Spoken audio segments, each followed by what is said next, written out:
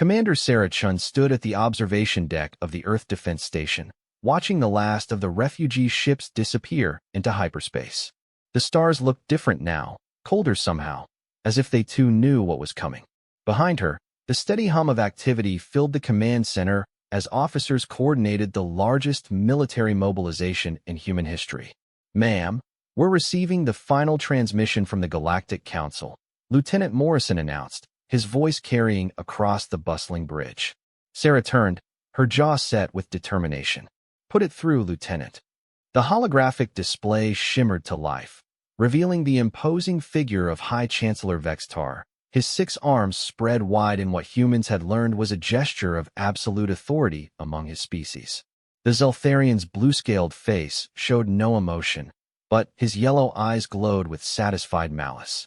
"Primitive species of Earth," Vextar began, his translator rendering his words in cold, mechanical tones. "The Galactic Council has reached its final decision. Your kind has violated the sacred laws of galactic harmony for the last time. Your interference in the Proxima Centauri conflict, your refusal to surrender your illegal weapons technology, and your continued expansion beyond your designated solar system constitute acts of war against the established order." Sarah's hands clenched into fists. The charges were fabricated, everyone knew it. Humanity's only crime had been refusing to become another client species, another source of cheap labor and resources for the Council's established powers. Effective immediately, Vextar continued, the full might of the Galactic Council's combined fleet will move to eliminate the human threat. You have 72 standard hours to surrender unconditionally or face total extinction. There will be no negotiation. There will be no mercy. The galaxy will finally be free of your chaotic influence. The transmission ended abruptly, leaving the command center in tense silence. Sarah looked around at her officers, seeing fear in some faces, determination in others. They all knew the odds. The Council commanded fleets from over 300 species, with technology that spanned millennia of advancement. Humanity had been in space for barely 2 centuries. "Orders, Commander?" Morrison asked quietly. Sarah walked to the central command console, placing her hands on the smooth surface.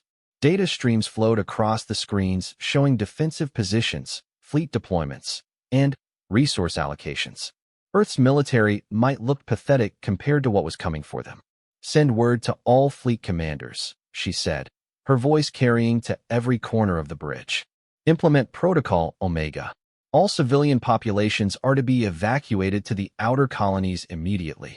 Military families go first." "Ma'am." Chief Engineer Rodriguez spoke up from his station. "What about the Prometheus project?" Sarah's eyes hardened. The Prometheus project was humanity's most classified military program, so secret that even most of the Defense Council didn't know its true purpose. What they had accomplished in the hidden laboratories of Europa and the asteroid belt mining facilities would have horrified the Galactic Council if they had known. "Dr. Kane is already en route to the primary facility," Sarah replied. "The project moves to final phase authorization." Across the solar system, the wheels of war began to turn. On Mars, the legendary General Marcus Steele reviewed holographic battle plans with his senior staff. Steele was a veteran of the border skirmishes with the Hegemony pirates, a man whose tactical genius had earned grudging respect even from alien military observers. "They expect us to fight like humans have always fought," Steele told his assembled officers. "Stand-up battles, honorable engagements, playing by their rules. They're about to learn that humans don't play fair when our survival is at stake." On Luna Base, Admiral Elena Vasquez coordinated with the commanders of humanity's scattered fleet.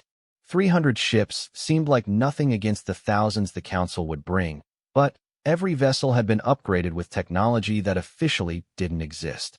"Remember," she told the fleet commanders during their encrypted conference, "we're not trying to win a conventional war. We're buying time and sending a message. Make every shot count. But, more importantly, make sure someone survives to tell the galaxy what really happened here." In the asteroid belt, Dr. Jonathan Kane arrived at Research Station Omega, a facility hidden inside what appeared to be a routine mining operation. The station's true purpose was known only to a handful of humans, and what they had discovered there would change the nature of warfare forever. Kane's team had been studying captured alien technology for decades, not just learning how it worked, but understanding the fundamental principles behind it. What they had found was that every major galactic civilization had forgotten something crucial in their rush to join the Council's established order. "Sir," Dr. Yuki Tanaka greeted him as he entered the main laboratory. "The final tests are complete."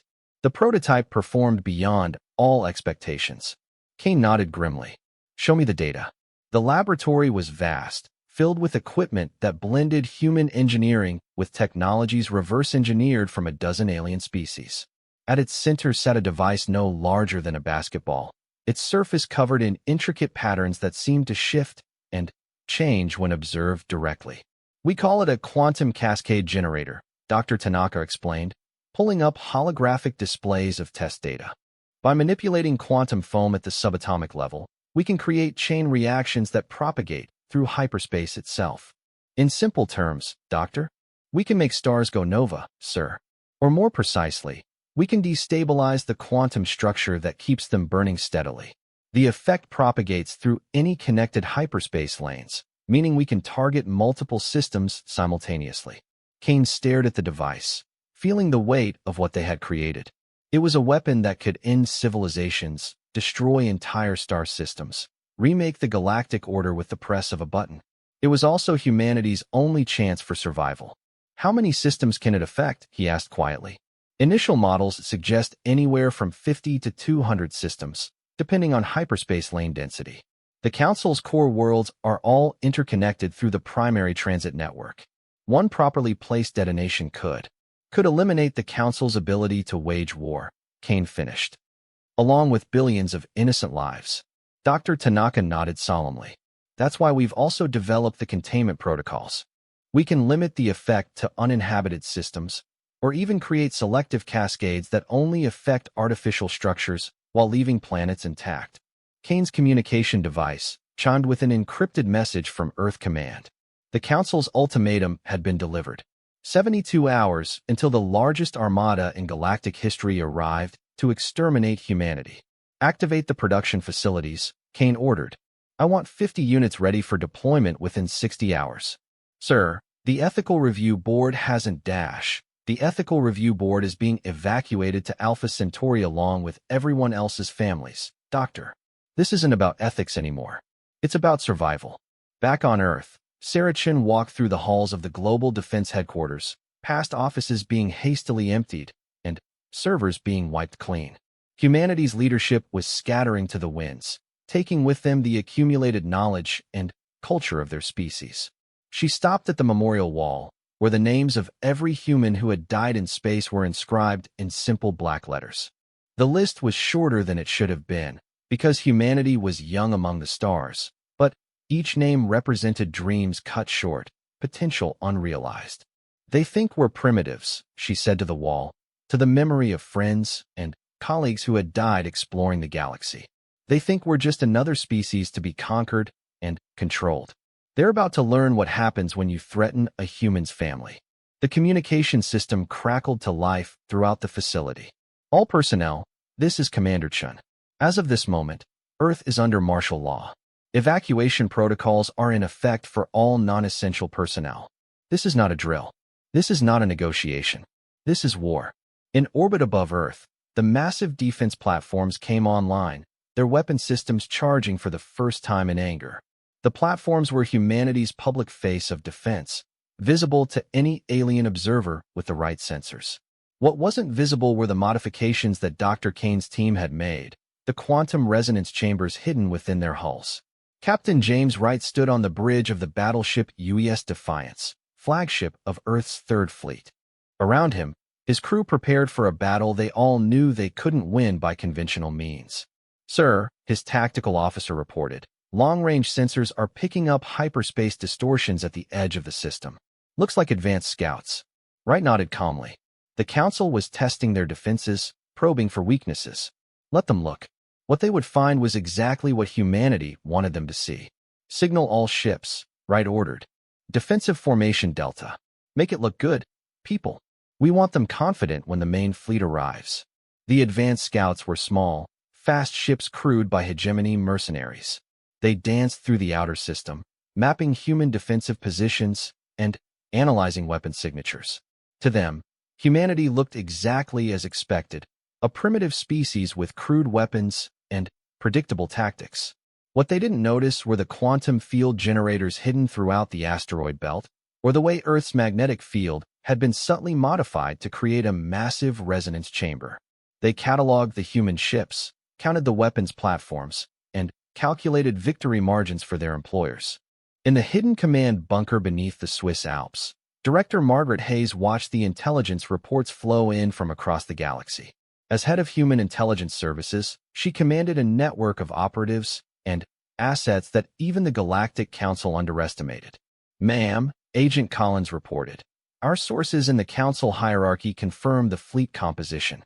3,000 capital ships, 15,000 support vessels, ground forces numbering in the hundreds of millions. They're not taking any chances." Hayes nodded grimly. "And the political situation? Fracturing already. The smaller species are getting nervous about the scale of the response. Some are asking why it takes that much firepower to subdue one primitive world. Good. Make sure those questions keep being asked. When this is over, we want the galaxy to remember who the real aggressors were." The final hours before the deadline passed in a blur of activity. Across human space, the last civilian transports jumped to hyperspace, carrying Earth's children and elderly to safety in distant colonies. Military families said hasty goodbyes, knowing they might never see each other again. In the Deep Space Monitoring Station at Pluto, sensor technician Lisa Park watched her displays with growing dread. The hyperspace distortions were massive, larger than anything in recorded history. "Control, this is Pluto Station," she reported, her voice steady despite her fear. "I'm reading massive fleet emergence at the edge of the system. Estimate, dear God, estimate over 15,000 ships." The Council had come in force, just as their intelligence had predicted. 3,000 years of galactic civilization were about to descend on humanity with overwhelming fury. Sarah Chun received the report in the Earth defense bunker, surrounded by the last few dozen officers who had volunteered to stay behind. Above them, Earth's cities emptied as the final evacuation ships departed. "Signal Dr. Kane," she ordered quietly. "Tell him it's time." In the hidden laboratory, Kane's team made final preparations to their ultimate weapon. 50 quantum cascade generators sat in their deployment cradles, each one capable of rewriting the laws of physics on a stellar scale. "Sir Dr. Tanaka asked quietly, "Are we really going to do this?" Kane looked at the displays showing the massive alien fleet assembling at the system's edge. 3,000 years of galactic peace, built on the subjugation of younger species and the crushing of anyone who dared to resist the established order. "Doctor," he said softly, "sometimes the only way to save civilization is to destroy it first." The Galactic Council's fleet began its final approach to Earth, confident in their overwhelming superiority. They came as conquerors, as the righteous hands of galactic justice, ready to eliminate the human threat forever. They had no idea that they were flying into a trap 3 centuries in the making, or that humanity's revenge would burn across the stars like the wrath of gods. High Admiral Kethvar stood on the bridge of the Council flagship Eternal Justice, watching the tactical displays with satisfaction. The human homeworld grew larger on the screens, a blue marble that would soon be nothing more than scorched rock and bitter memory. "Status report," he commanded, his 4 arms working the control interfaces with practiced efficiency. As a Zinthari, Kethvar had commanded fleets for over 300 years, longer than humanity had been in space. "All fleets report ready for final engagement," High Admiral reported Fleet Coordinators HFY. "Advanced reconnaissance confirms human defensive positions are exactly as expected. Primitive orbital platforms, crude missile systems, and approximately 300 ships of questionable combat effectiveness." Kethvar's mandibles clicked in amusement. The humans had made the same mistake as every other primitive species the Council had encountered. They fought like their technology suggested they should fight, with no imagination, no adaptation to galactic standard warfare.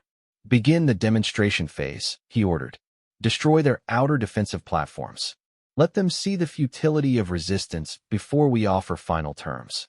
The Council's advanced squadrons moved forward, their sleek ships cutting through space with deadly precision. Energy beams lanced out, striking the human platforms with overwhelming force. Explosions bloomed like deadly flowers as humanity's defenses crumbled. On Earth, Sarah Chun watched the destruction through her command center's displays. Each explosion represented months of work, billions of credits and resources, and the hopes of an entire species.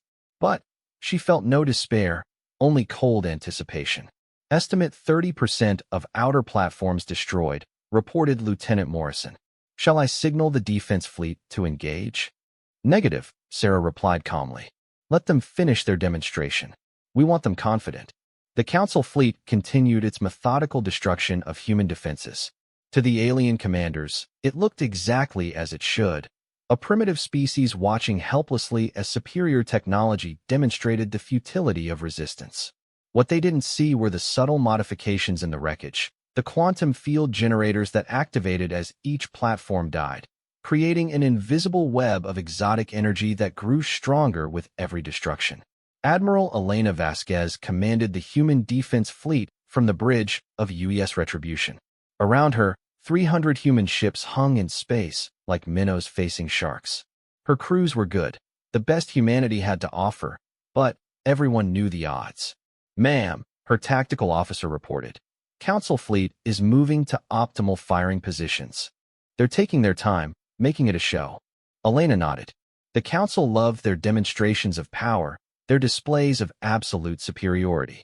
It was a psychological warfare tactic that had broken the will of countless species over the millennia. Signal all ships, she ordered. Begin tactical withdrawal to position Omega. Make it look reluctant, but not panicked. The human fleet began to fall back toward Earth, their movements suggesting a desperate attempt to protect their homeworld. To the Council observers, it confirmed everything they believed about human nature: emotional, irrational, and ultimately self-defeating. What the aliens couldn't detect was the data stream flowing between the human ships, the coordination of quantum field generators hidden in their hulls, the preparation for something that existed outside the Council's understanding of warfare. Dr. Kane monitored the battle from his hidden laboratory, watching as the pieces of humanity's ultimate gambit fell into place. The quantum cascade network was nearly complete, invisible threads of exotic energy connecting key points throughout the solar system. Sir Dr. Tanaka reported, field coherence is at 85% and climbing.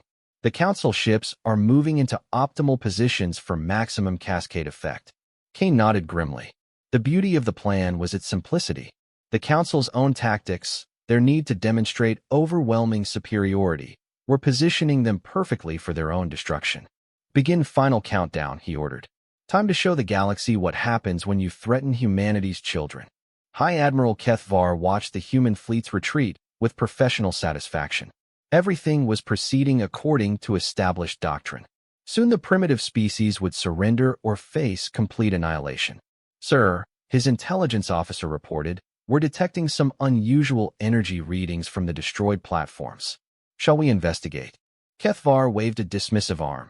Primitive technology often produces exotic readings when destroyed. Focus on the tactical situation. It was exactly the kind of arrogance that humanity had counted on. The Council's absolute certainty in their superiority, their inability to imagine that a primitive species might possess capabilities beyond their understanding. The human defense fleet reached position Omega, a carefully calculated point where Earth's gravity well intersected with the quantum field network. From the Council's perspective, it looked like humanity's last desperate stand. Sarah Chun activated her personal communication device, sending an encrypted signal to every human facility in the solar system. 3 simple words that would change the course of galactic history. Protocol Omega. Execute. Across the asteroid belt, hidden facilities came online. On the moons of Jupiter and Saturn, concealed installations began charging their exotic energy systems. In the deep space monitoring stations, human operators initiated sequences that would unleash forces beyond imagination. The quantum cascade generators activated simultaneously, their exotic fields reaching out through hyperspace to touch every ship in the Council fleet. For a moment, nothing seemed to happen. Then, reality began to unravel. High Admiral Kethvar felt his ship shudder, a sensation that shouldn't have been possible given the vessel's advanced inertial dampening systems. Alarm signals began cascading across his command displays. "Report," he snapped, his confidence evaporating as readings showed impossible energy signatures throughout his fleet. "Sir, we're detecting massive quantum fluctuations in our ship systems. Hyperdrive cores are showing critical instability. This is impossible." Kethvar stared at the displays in growing horror. Every ship in his massive fleet was showing the same readings, catastrophic system failures cascading through their most advanced technology. The quantum foundations of their equipment were simply dissolving. "How is this possible?" he whispered. "No primitive species possesses this level of technology." On Earth, Sarah Chun watched the tactical displays with grim satisfaction. The Council fleet was dying, not from weapons fire or explosions, but from the fundamental breakdown of their own technology. It was a death that left their ships intact but helpless, floating monuments to misplaced arrogance. "Signal all fleet commanders," she ordered. "Begin Phase 2. The human defense fleet surged forward, no longer retreating, but advancing with deadly purpose. Their ships had been modified to resist the quantum cascade effects, their systems hardened against the exotic energies now tearing apart the Council fleet. Captain Wright led the charge aboard UES Defiance, watching as alien ships 3 times his size drifted helplessly before him.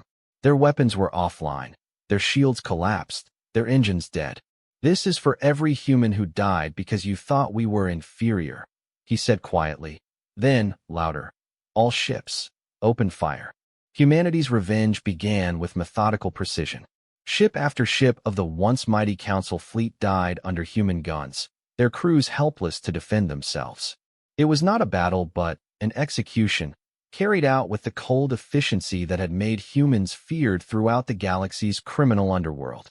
But Sarah Chun had not forgotten the lessons of human history. Vengeance without purpose was mere slaughter, and slaughter would not protect humanity in the long run. "Attention Council fleet," she broadcast on all frequencies. "This is Commander Sarah Chun of Earth Defense Command. Your ships are disabled, but not destroyed. Your crews are alive, but helpless. We could kill every one of you, and you would die knowing you brought this on yourselves." High Admiral Kethvar listened to the transmission with growing disbelief. How could a primitive species possess technology that rendered the Council's most advanced fleet helpless? Instead, the human continued, "You're going to carry a message back to your masters. Humanity is not your victim. We are not your subjects. And we are definitely not as primitive as you believed." The quantum cascade had been precisely calibrated. Council ships throughout the solar system found their hyperdrive cores stabilizing just enough to allow emergency jumps to hyperspace. Their weapons and shields remained offline, but they could escape. "You have 1 hour to evacuate our system," Sarah announced. "Any ship remaining after that time will be destroyed. Tell the Council that Earth is defended by powers they cannot imagine, and that attacking us again will result in consequences beyond their comprehension." Across the Council fleet, alien commanders faced an impossible situation. Their most advanced technology had been rendered useless by a species they had dismissed as primitives. Ship after ship began emergency jumps to hyperspace, fleeing with tales of impossible human capabilities.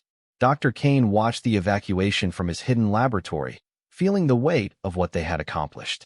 Humanity had just demonstrated the ability to cripple any technological civilization in the galaxy, to render their most advanced equipment useless with the activation of a single system.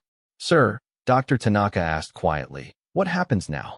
Kane considered the question carefully. They had won this battle, but the war was far from over. The Council would not accept this humiliation easily, and they commanded resources across thousands of worlds. "Now we make them an offer they can't refuse," Kane replied. "Send the data package to every major news network in Council space. Let the galaxy see what really happened here." The data package contained everything: recordings of the Council's ultimatum, evidence of their planned genocide, and, most importantly, proof of humanity's new capabilities. Within hours, it would be broadcast across 1,000 worlds, showing the galaxy that the mighty Council had been humbled by the species they had sought to exterminate. But Kane had included something else in the package: the complete technical specifications for the quantum cascade generator. He was giving every species in the galaxy the ability to defend themselves against Council oppression, to level the playing field that had kept the established powers in control for millennia. On the bridge of eternal justice, High Admiral Kethvar stared at his damaged fleet in disbelief. 3,000 years of Council supremacy had been shattered in a single engagement by a species barely 2 centuries old. "Sir," his communication officer reported, "we're receiving priority transmissions from Council Command. They're demanding a full report." Kethvar closed his eyes, knowing his career was over, his reputation destroyed. How could he explain that humanity possessed technology that made the Council's greatest weapons useless? How could he admit that everything they believed about primitive species was wrong? "Prepare the report," he said finally. "Tell them the truth. Tell them that we underestimated humanity, and that mistake cost us everything." The last Council ships fled the solar system, carrying with them the news that would shake the galaxy to its foundations. Behind them, Earth cities began to emerge from their evacuation shelters, humanity's children starting to return from the outer colonies. Sarah Chun stood once again at the observation deck, watching the stars that no longer seemed cold and distant. Humanity had declared its independence from the Galactic Order in terms no one could misunderstand. "Commander," Lieutenant Morrison approached with a communications tablet. "We're receiving surrender requests from over 30 species. Apparently, news of what we did here has spread faster than expected." Sarah nodded. The galaxy was about to change in ways no one could predict. Species that had been ground under the Council's heel for centuries were suddenly seeing a path to freedom. "Open channels to all requesting species," she ordered. "It's time to discuss the future of galactic civilization. And this time, we're writing the rules." The emergency session of the Galactic Council convened in chaos. For the first time in 3 millennia, the Great Chamber on Nexus Prime buzzed with panic rather than orderly debate. Representatives from 300 species shouted over each other in dozens of languages, while holographic displays showed the impossible truth: humanity's complete victory over the largest fleet in galactic history. Chancellor Vextar stood at the central podium, his 6 arms gesticulating wildly as he tried to restore order. The proud Zeltharian leader who had condemned humanity to extinction now faced the collapse of everything he represented. "Order. I demand order," his voice boomed through the amplification systems. "The Council will not descend into chaos because of one minor setback." Minor setback? The voice belonged to Ambassador HFY Sci-Fi of the Aquatic Federation, her water-filled environmental suit bubbling with agitation. "They disabled 3,000 ships without firing a shot. How is that minor? The humans destroyed the most powerful fleet in galactic history using technology we don't understand," added Representative Corvex of the Silicon Communes, his crystalline form resonating with harmonic stress patterns. "My people are asking why they should continue paying tribute to a council that cannot protect them." Similar voices rose throughout the chamber. The smaller species, those who had been forced into the council's protective embrace centuries ago, were beginning to question the arrangement that had kept them subjugated but safe. Vextar slammed his primary fist against the podium. "The humans used some form of exotic weapon, clearly in violation of the Galactic Warfare Conventions. This attack justifies immediate retaliation with extreme measures. With what forces?" The question came from General Zektor of the Hegemony War Clans, his scarred face showing unusual concern.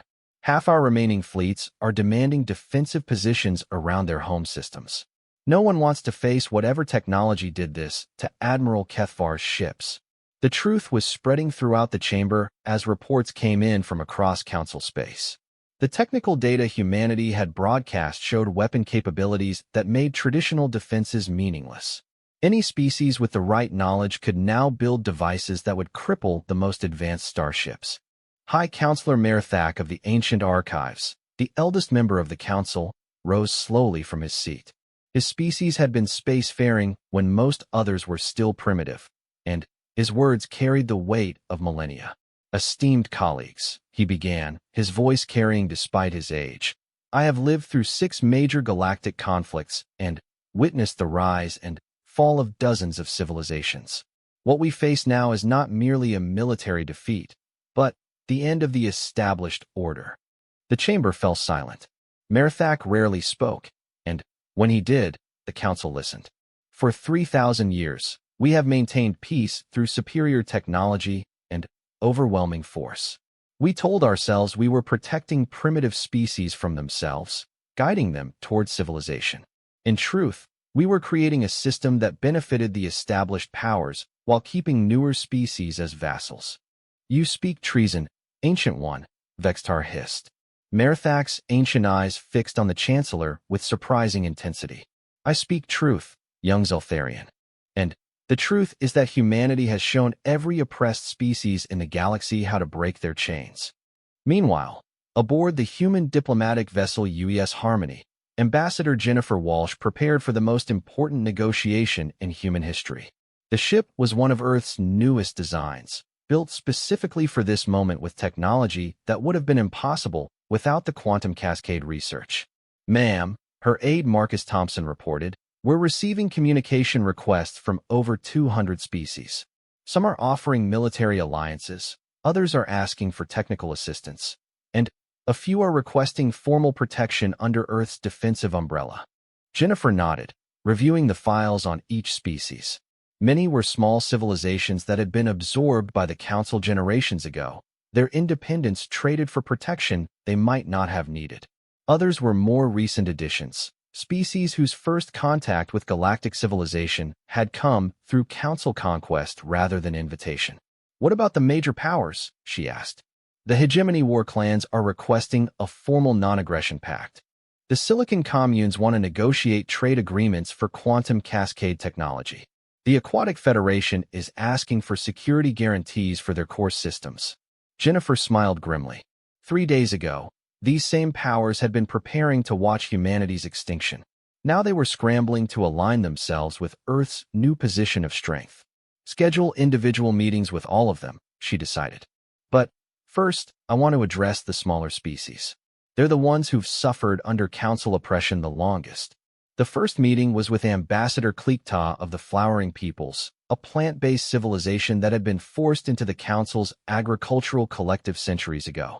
His species had been reduced to essentially farming for the more powerful Council members, their own cultural development stunted by imposed limitations. Ambassador Walsh, Kleekta began, his photosynthetic patches glowing with nervous energy. My people have watched the broadcasts of your victory.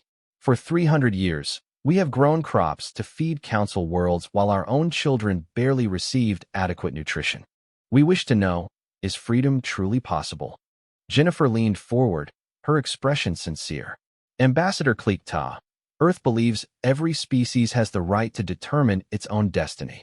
We're not offering to replace the Council as your overlords. We're offering you the tools to stand on your own. The quantum cascade technology, among other things. But, more importantly, we're offering partnership between equals. No tribute, no forced compliance, no cultural suppression. Just mutual respect and cooperation between sovereign civilizations. Kleekta's entire form shimmered with hope. And, if the Council attempts to retaliate against those who accept your offer? Jennifer's smile hardened. Then, they'll discover that Earth takes the protection of its friends very seriously. Similar conversations played out throughout the day as representative after representative came aboard Harmony. Each meeting reinforced the same message. Humanity was offering genuine partnership, not just another form of dominance. But not every meeting went smoothly. General Thyron of the Hegemony War clans brought a very different perspective to the negotiations. You humans are naive, he declared bluntly, his warrior's scars marking a face that had seen countless battles. You think showing mercy to the Council fleet was wise? You should have destroyed every ship, killed every crew member, sent a message that could not be misinterpreted. Jennifer studied the alien general carefully. The Hegemony had been one of the Council's most aggressive members, their warrior culture making them ideal enforcers of Council policy. General, we're not interested in becoming the galaxy's new tyrants. Our goal is freedom, not conquest. Freedom? Thyron laughed, a harsh sound that echoed through the meeting chamber. The only freedom in this galaxy comes from superior firepower. The Council understood this. That's why they ruled for 3 millennia. And That's exactly the kind of thinking we want to change, Jennifer replied firmly. The cycle of oppression has to end somewhere. If we just replace the council with human dominance, we've solved nothing. Thyron leaned back, his expression skeptical. You'll learn, Ambassador. The galaxy doesn't respect idealists. It respects power. And when your enemies realize you won't use your full strength, they'll test your resolve. The warning proved prophetic. Even as humanity conducted its diplomatic revolution, elements within the Council were planning a response that would test Earth's commitment to its principles. Deep in the Council's military archives on Nexus Prime, Director Vel Nash of Strategic Operations worked with a small group of hardline loyalists to develop contingency plans. Unlike the politicians scrambling for new alliances, Vel Nash understood military realities. The humans' weakness is their morality, he explained to his assembled staff. They could have destroyed our entire fleet, but chose mercy instead. This suggests they will hesitate to use their full capabilities if civilian populations are at risk. Colonel Brixtar of Intelligence nodded agreement. Our analysis suggests the humans are psychologically incapable of truly genocidal warfare. They have ethical constraints that we can exploit. Then, we test those constraints, Vel Nash declared. Operation Broken Chain will force humanity to choose between their principles and their survival. The plan was elegant in its cruelty. Rather than attack Earth directly, they would target the species that were aligning with humanity. Hit and run attacks on civilian populations, terror strikes against cultural centers, the systematic destruction of everything these smaller species valued most. If the humans respond with full force, they become the monsters they claim to oppose, Vel Nash explained. If they don't respond, their new allies will learn that human protection is worthless. Within days, the first attacks began. Hegemony raiders struck agricultural colonies belonging to species that had signed cooperation agreements with Earth. Council loyalists sabotaged communication networks connecting human allies. Most devastating of all, a research station belonging to the Flowering Peoples was completely destroyed, with all 6,000 scientists and their families killed. The message was clear: aligning with humanity carried a deadly price. Jennifer Walsh received the reports aboard Harmony with growing anger. Each attack was carefully calculated to cause maximum suffering while providing minimal military advantage. This wasn't warfare, it was terrorism designed to break the spirit of Earth's potential allies. Ma'am, Marcus reported grimly, we're receiving withdrawal requests from 18 species. They're saying they can't risk Council retaliation. Jennifer closed her eyes, feeling the weight of responsibility for every life lost. General Thyron had been right about one thing. Idealism was a luxury that the galaxy might not allow. Get me a secure channel to Earth Command, she ordered. It's time to remind the Council why they should fear humanity. Back on Earth, Sarah Chun reviewed the intelligence reports with cold fury. The Council was using exactly the tactics she had expected, targeting civilians to force human restraint, betting that Earth's moral code would prevent effective retaliation. Dr. Kane, she said during their encrypted conference, how quickly can we deploy additional cascade generators? Kane's image flickered on the holographic display. We have 60 units ready for immediate deployment, Commander. But, Sarah, if we use them against populated systems, we won't target civilians, Sarah cut him off. But every Council military installation, every strategic asset, every symbol of their power becomes a legitimate target. They want to test our resolve. Let's show them what human resolve looks like when properly motivated.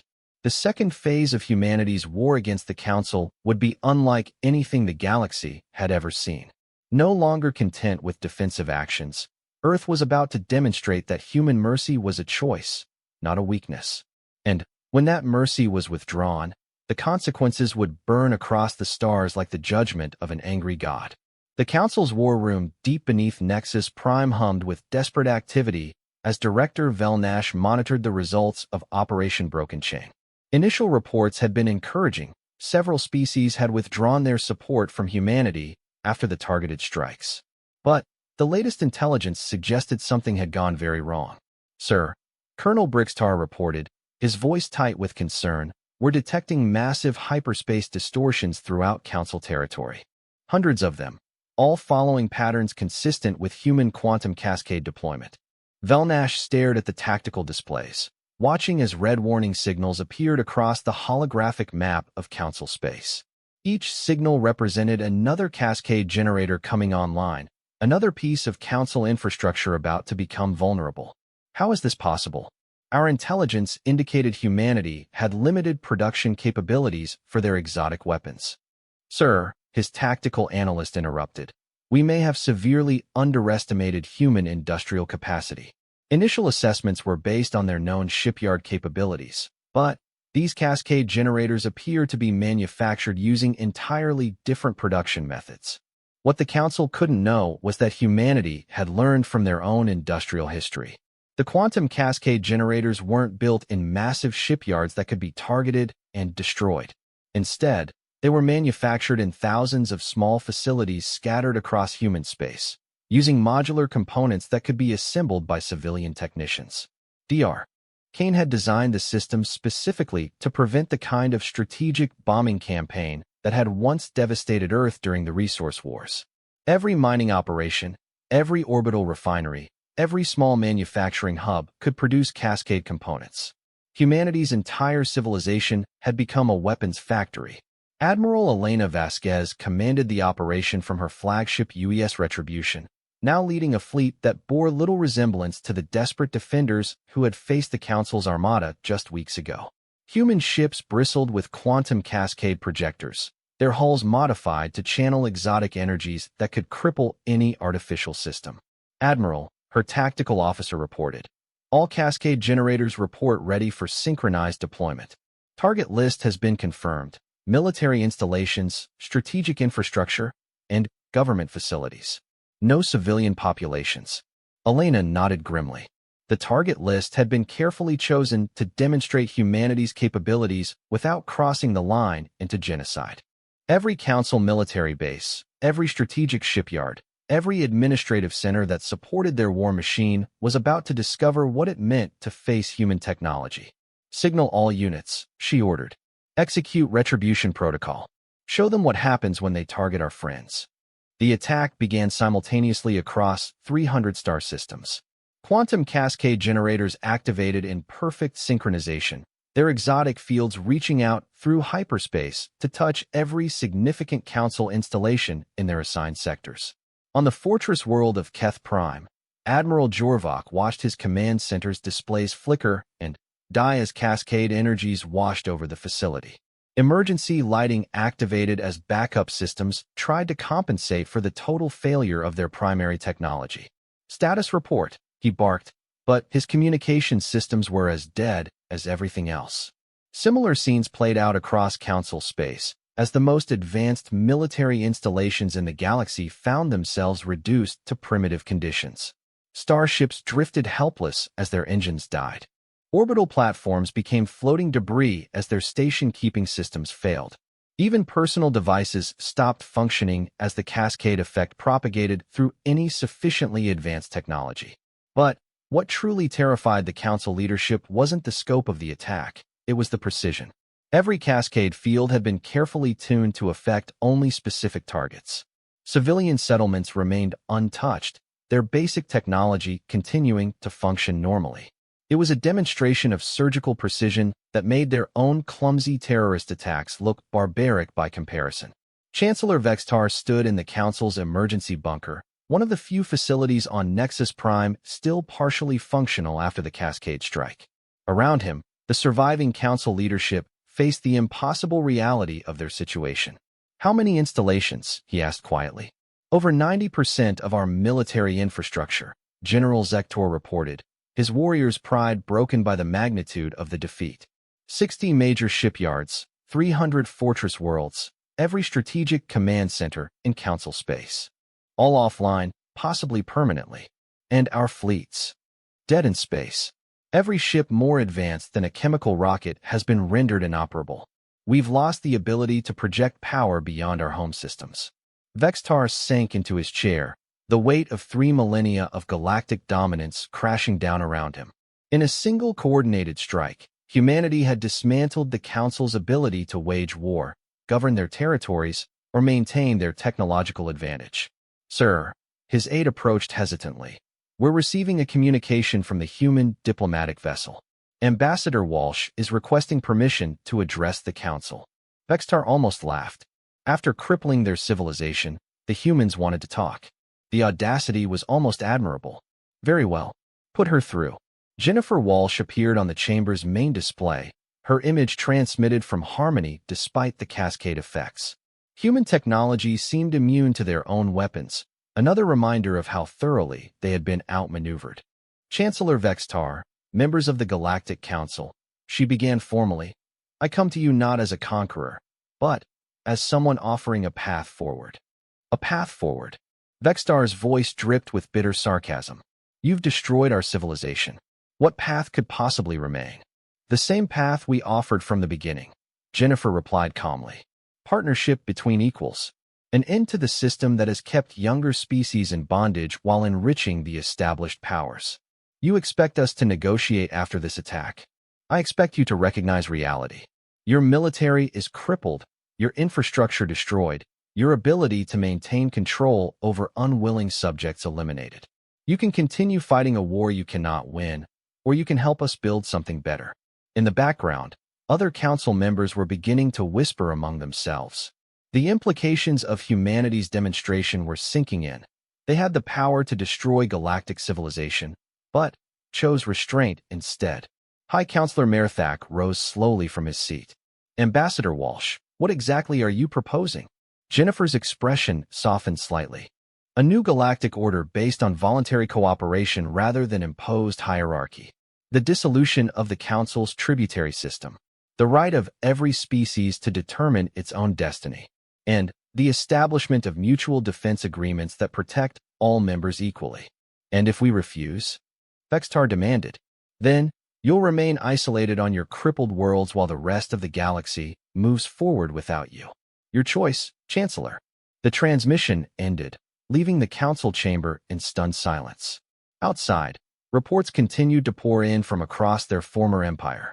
Species after species was declaring independence, forming new alliances with humanity, celebrating their freedom from council oppression. On the agricultural world of New Eden, the flowering peoples worked frantically to establish their first independent government in 3 centuries.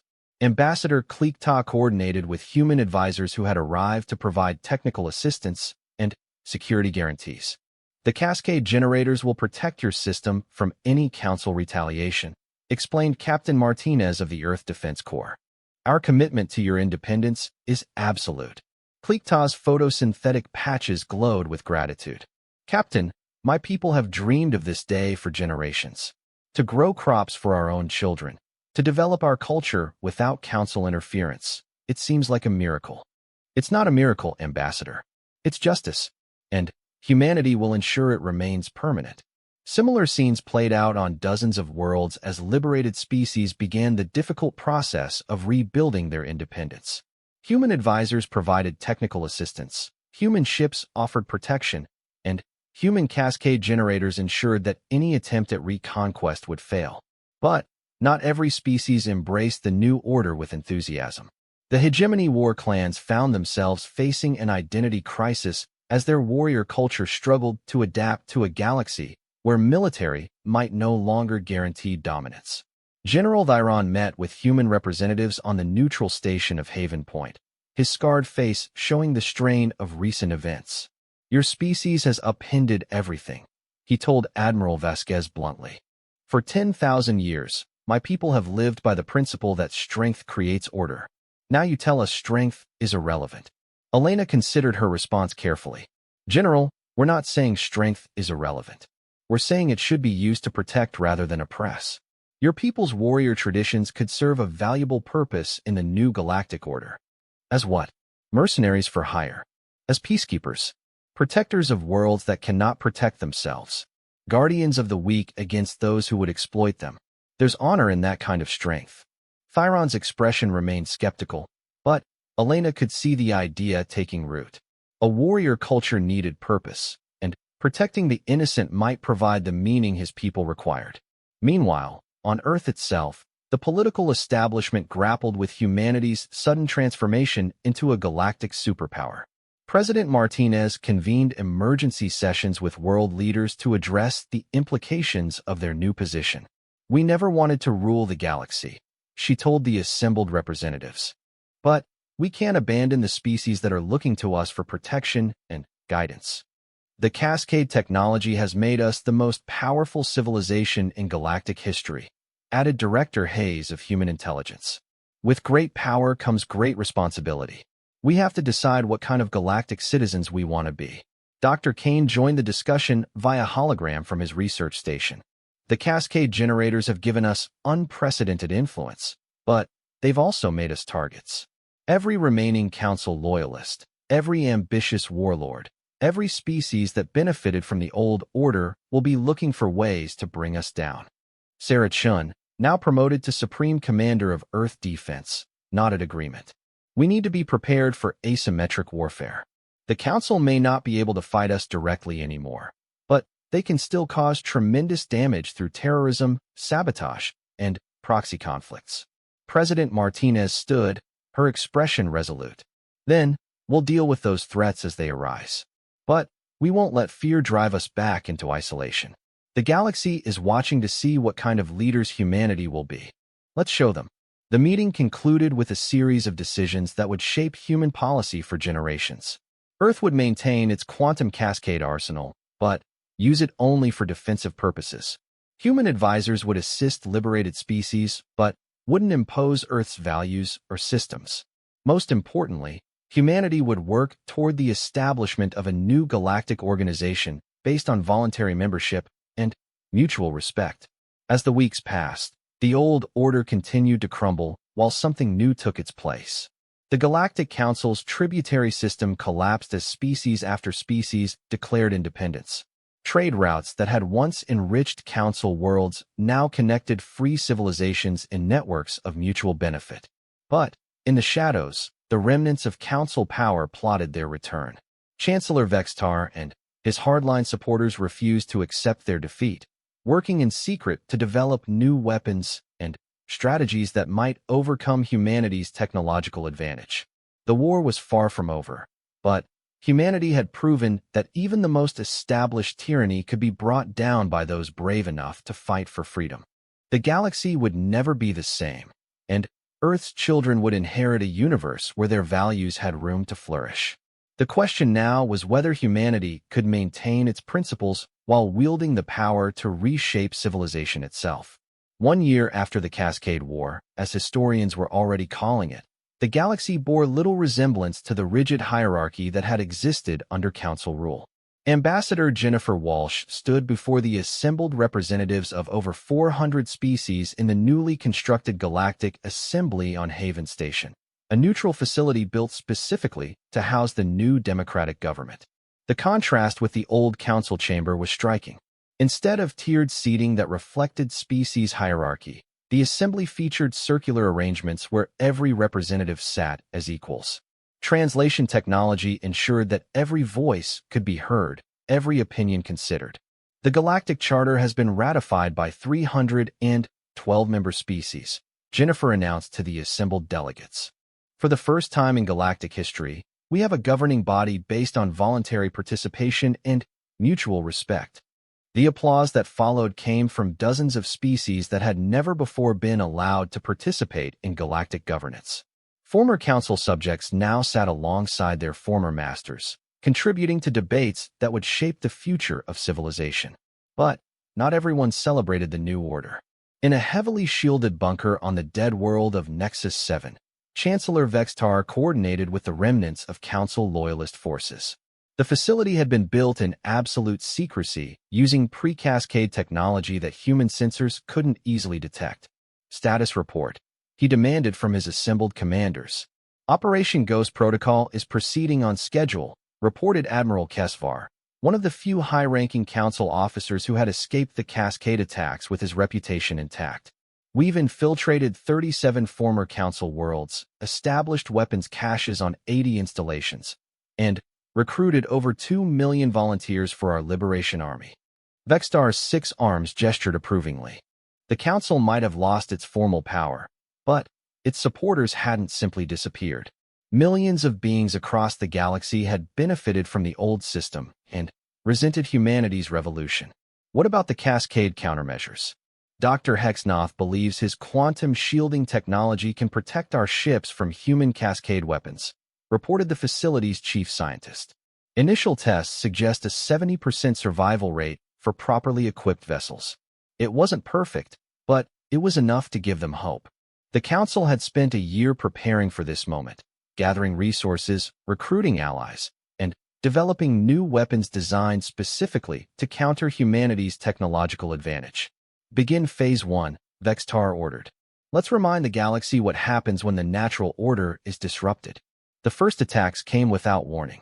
Cascade-shielded ships struck at human outposts throughout former Council space, their crews fanatically committed to restoring the old order. But these weren't random terror strikes. They were carefully coordinated assaults designed to test human response times and tactical capabilities. On the mining world of Kepler Station, Captain Sarah Kim commanded a small Earth defense garrison when the Loyalist fleet emerged from hyperspace. 6 ships, their hulls bristling with unfamiliar shielding technology, moved toward the human facility with deadly intent. All hands to battle stations, she ordered, watching her tactical displays track the incoming threats. Signal Earth Command, we're under attack by unknown hostiles with apparent cascade resistance. The engagement was brief, but illuminating. Human cascade weapons that should have crippled the attacking ships instead only disrupted their less critical systems. The Loyalist vessels remained combat effective, their weapons firing back with surprising accuracy. "Ma'am," her tactical officer reported, "their shielding is working. Our cascade projectors are only achieving partial effect." Sarah's jaw tightened. If the enemy had found a way to resist humanity's primary weapon, the entire strategic balance of the galaxy was about to shift. "Switch to conventional weapons," she ordered. "Let's see how well their shields handle good old-fashioned human engineering." The battle revealed both the strengths and limitations of the Loyalist technology. While their shielding protected against cascade effects, it consumed enormous amounts of power and made their ships sluggish and predictable. Human conventional weapons, enhanced with exotic materials developed during the Cascade research, proved devastatingly effective against the modified vessels. But the strategic implications were clear. Humanity's technological monopoly was ending. Dr. Kane received the battle reports in his laboratory with grim recognition. He had always known the Cascade advantage was temporary. Any sufficiently advanced civilization could eventually develop countermeasures. "How long before they perfect the shielding?" asked Director Hayes during their emergency conference. 6 months, maybe less, Kane replied honestly. "And once they do, we'll be facing a galaxy full of enemies who remember exactly how we humiliated them." Sarah Chun, now commanding Earth's entire military apparatus, studied the strategic assessments with growing concern. Intelligence reports suggested the Loyalist movement was larger and better organized than anyone had believed. "We're looking at a potential two-front war," she explained to the assembled Earth leadership. "The Council Loyalists want to restore the old order, while various species that never joined our alliance see this as an opportunity to carve out their own empires." President Martinez nodded soberly. "What are our options? We can try to maintain the status quo through military force, but that would require a massive expansion of our fleet and turn us into exactly the kind of galactic police force we said we didn't want to become. Alternatively, we can accelerate the democratization process and hope our new allies can defend themselves." Or, the president prompted, sensing there was a third option. Sarah's expression hardened. "Or we demonstrate that even without technological superiority, humanity is not to be underestimated." The demonstration came at the Battle of Proxima Nebula, where a massive Loyalist fleet had gathered to strike at the heart of human space. Admiral Elena Vasquez commanded a smaller human force, outnumbered 3-1 but determined to prove that technology wasn't humanity's only advantage.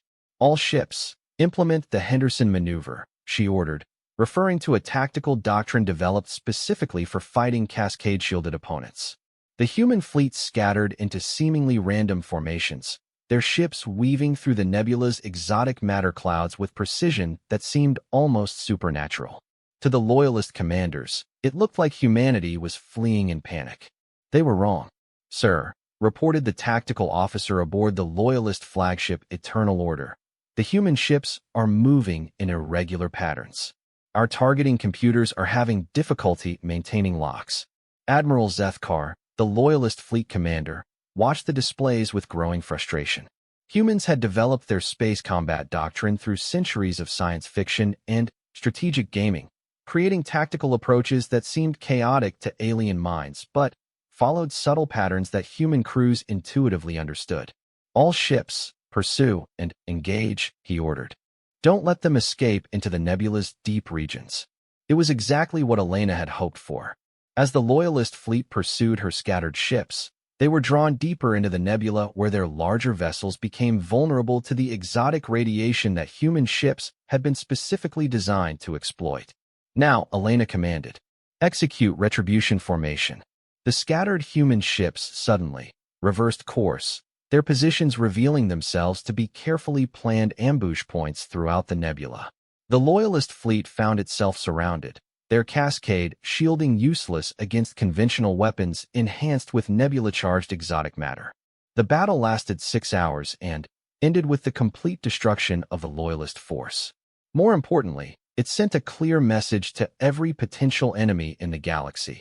Humanity's strength came not from superior technology alone, but from superior thinking. But the most significant victory wasn't military, it was political. As news of the battle spread, species throughout the galaxy saw that the new galactic order could defend itself. Join the alliance or face isolation, but there would be no return to council dominance. The final collapse of Loyalist resistance came not through military defeat, but through simple exhaustion. Fighting a guerrilla war against a growing coalition of free species proved impossible to sustain. One by one, Loyalist cells surrendered or simply disbanded as their support networks crumbled. Chancellor Vextar's last communication to his remaining followers was broadcast from his hidden bunker. We fought for order, for stability, for the natural hierarchy that has governed the galaxy for millennia. History will judge whether we were villains or visionaries. But remember this, the humans have unleashed forces they cannot control. Freedom is chaos, and chaos destroys civilizations. 3 days later, his bunker was discovered by a joint task force of human and allied species. Vextar chose to activate the facility's self-destruct rather than face capture, taking with him the last vestiges of council authority. 5 years after the Cascade War, Ambassador Jennifer Walsh looked out at the stars from her office on Haven Station. The galaxy was indeed chaotic compared to the rigid order of council rule, but it was the chaos of life rather than the stillness of oppression. Trade flowed freely between hundreds of worlds. Cultural exchange programs allowed species to learn from each other without forced assimilation. Conflicts still occurred, but they were settled through negotiation and mutual agreement rather than superior force. Ma'am, her aide Marcus announced, you have a visitor. The visitor was General Thyron of the Hegemony War clans, but he looked very different from the scarred warrior who had first challenged humanity's idealism. His traditional armor had been replaced with the simple uniform of the Galactic Peacekeeping Corps, an organization that had grown from his initial suggestion into one of the most respected institutions in known space.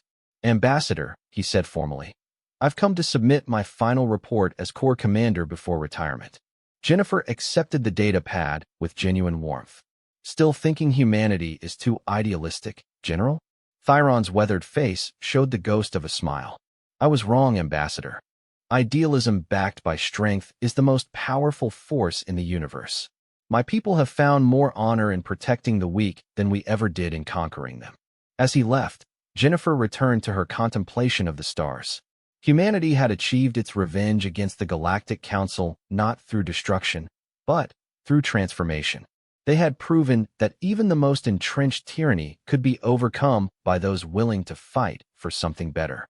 The galaxy would continue to evolve, presenting new challenges and opportunities. But it would face them as a community of free species rather than subjects of ancient empire. And at the heart of that community stood humanity, no longer the primitive upstarts that others had dismissed, but the guardians of a dream that had grown larger than any one species could contain. The stars that had once seemed cold and distant now blazed with the light of possibility, each one a sun that might warm worlds where freedom could flourish. It was humanity's gift to the galaxy, and their most enduring victory. The war was over. The future had begun.